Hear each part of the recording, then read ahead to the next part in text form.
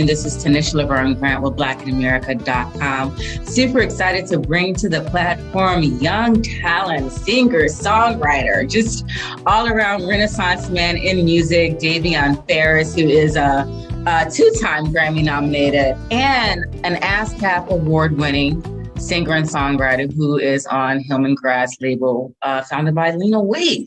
Welcome to the platform this afternoon. How are you doing today? Wonderful, wonderful. Thank you for having me. Appreciate it. You are quite welcome. How are you? I'm good. Thank you so much. Coming off of the Oscars, I covered the Oscars on Sunday, and we all know what happened with that. So I've been talking about Will and Chris Rock ad nauseum. So it's nice to have some different energy coming to the fold today. Absolutely, absolutely. I couldn't agree with you more. So you're from Inglewood, born and raised Inglewood? Yep, absolutely. That is amazing. I don't meet many people who are, number one, native California and born and raised Inglewood. I'll never forget when The Wood, that movie came out. What was that, 1999, 2000? Yeah. That was a classic, definitely. I gotta ask you though, just on a personal note, what's it like to know that, your home city is just on the map like that? I think it gives you a sense of pride and at the same time a sense of responsibility to make sure that you represent your community in a way that you experienced it. I learned a lot of lessons. I learned love. I learned community. I learned how to support my people, how to be authentically myself. All of those are things that I picked up in Inglewood. So there's the pride, and then there's the responsibility to make sure that people continue to see it in the light in a positive light.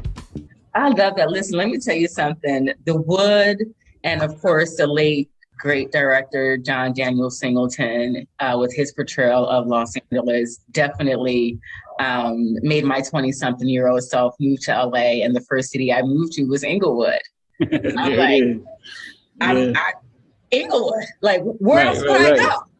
Where else would I go besides Inglewood? And I lived off of Centinela and La Tierra on Series Street. Over by Pan. Where is it?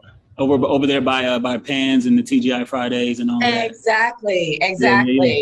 I didn't have a car coming from the East Coast, still don't drive. And people thought I was crazy because I used to walk to Magic Johnson's Starbucks where everybody used to hang out on Sundays. Right. I definitely have an affinity for Inglewood. And when I was reading your bio, I was like, we got to talk about that for a little bit. So, being a singer-songwriter and, being tapped to Hillman Grad, what resonated with you, when you learned that was going to take hold for your career? I think what resonated with me about being with Hillman Grad is that they are like leading, I think, in supporting different communities, right? We have your normal Black community, but they're inclusive. That's really what it is. Them being inclusive, them showing all different, or showing and supporting all different sides of Black culture. And I feel like me being a man of balance. I'm a masculine man, but I have no problem being vulnerable. Being open, being honest. That's something that I feel like is reflected in the Hillman Grad culture. I love that. That is a great answer. What do you think, Davion, are some of the biggest misnomers that young musicians have about coming into the business? And having, not just being hot for a second or a couple of hits, but really having sustainability and longevity, I really think that some of the misnomers that we have is that you have to make up some kind of character and be something different. Ooh. I really genuinely like as far as me, like the way I tell stories, the way I write songs, everything is an actual piece of me. And I feel like that's what people really, gravitate towards and attach themselves to. Is that, I'm being honest. I'm telling you, I'm sharing my stories from my perspective. And it's not always, it's not always a picture of me winning. And I'm okay with that. You know what I mean? That is the human experience. I love that. What is your writing process like? When you say, okay, this is a writing day or this is a writing week, what does that look like? Do you ever come to the canvas just stuck? you know, like, oh my God, like I thought this was going to be a writing day.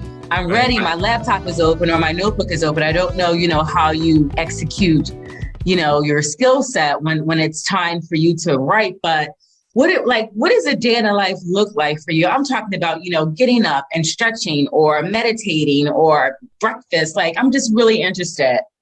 Okay, so a typical day, if I'm going to write, I definitely wake up. I try to get some reading in before I get to social media. I always get to social media though, for sure. Yeah. But definitely, I definitely like to get some reading in. I'm reading a book called Inward right now. That's incredible. What's the name of it? It's called Inward. Inward. I'm writing that down. Amazing. But try to get some reading in, and then once I shower, freshen up, eat, and all of that, then I'll head to the studio. But I don't, where a lot of people will. I call it forcing it sometimes. Like I don't force it. I go when I have something to write about. Right? Most of the time, all my songs are from some kind of personal experience, whether it's mine or an experience of someone else that resonates with me.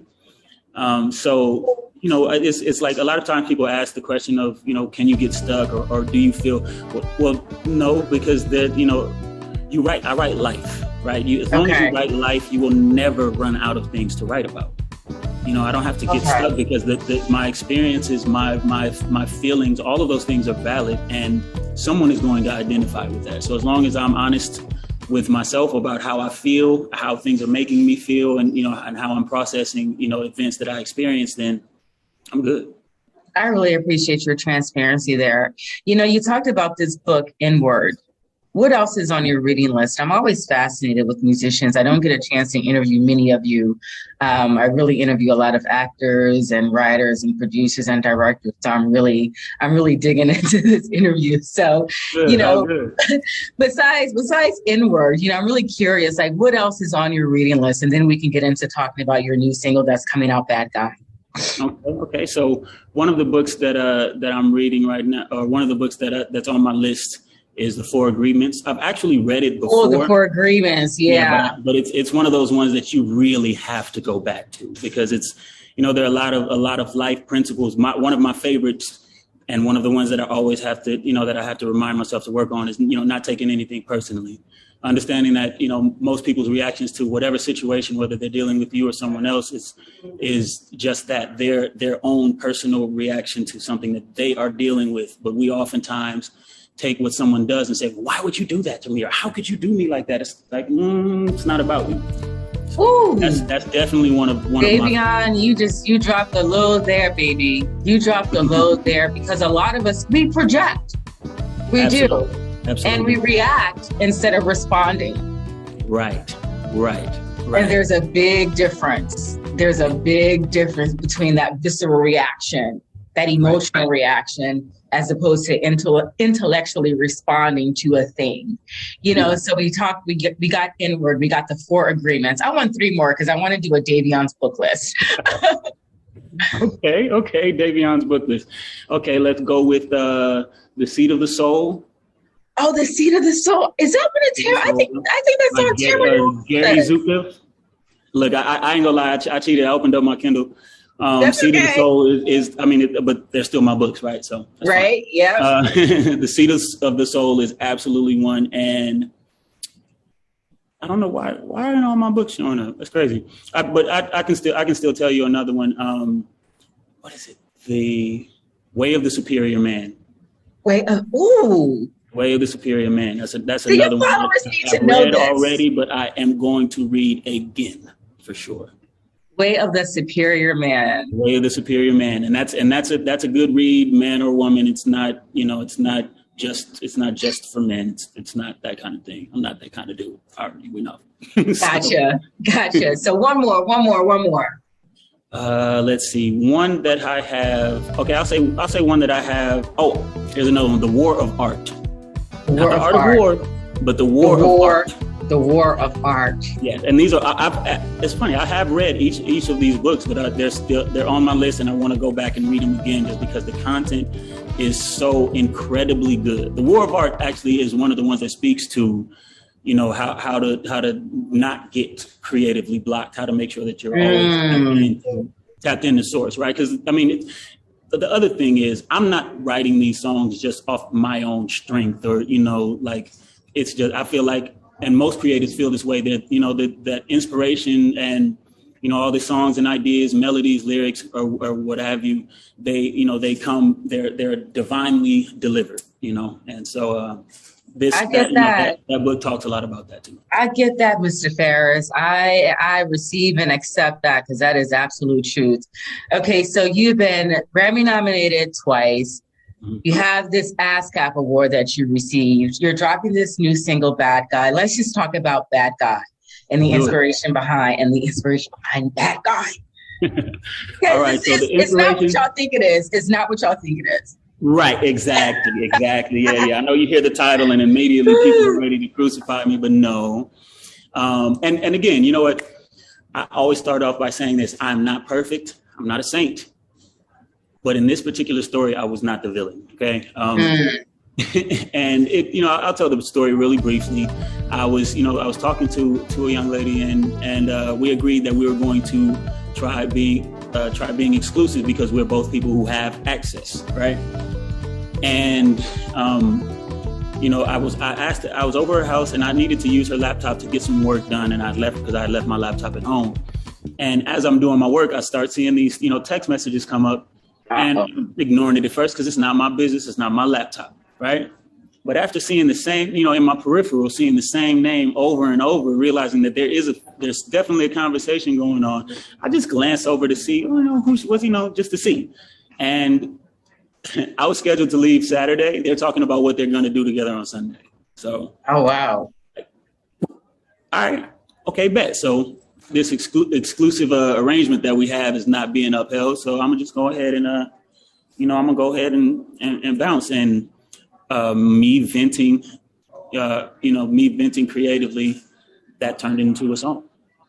I love that. Let me ask you this. How old are you? If you don't mind me asking. 37. You're still very young. 37 is still very young. Appreciate it. Keep on living. Keep on living. And you will find that, like, when it's meant to be, it will move like water. It will be easy like the breeze, like Jill Scott said in one of her songs.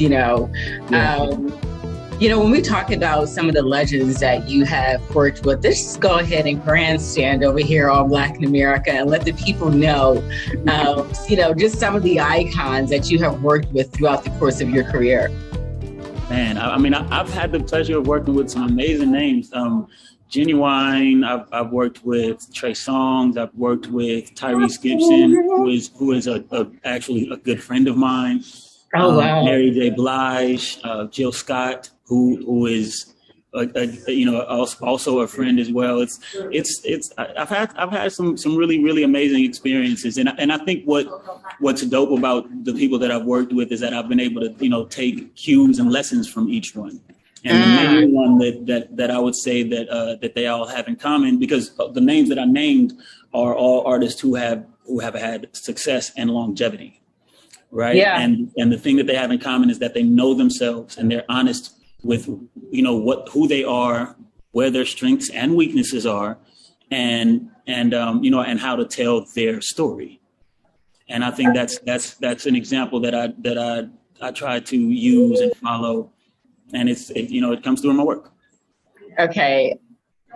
A day, if after you had a long day, I'm going to give you two artists from the 70s. You said of the 70s? Two artists from the 70s. Okay. So two artists from the 70s. You've had a long day. You've been on set. You've been shooting. You got up early that day. You wrote. It's the end of the day. You're coming home, winding down. You come in. Are you listening to Curtis Mayfield? Are you listening to Curtis Mayfield or Marvin Gaye? Marvin Gaye. Marvin Gaye. Oh, my life. Go ahead. my hopes and dreams. Ooh, to understand what this means, I shall explain. I stood all the jealousies, all the bitching too.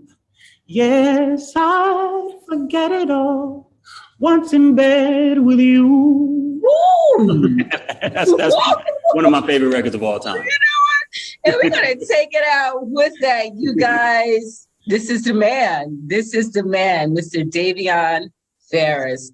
Thank you so much for tuning in. Hillman grad, Tanisha Laverne grad, blackinamerica.com. Oh, man. Thank you so much for that. Thank you for your time. Good. Really, really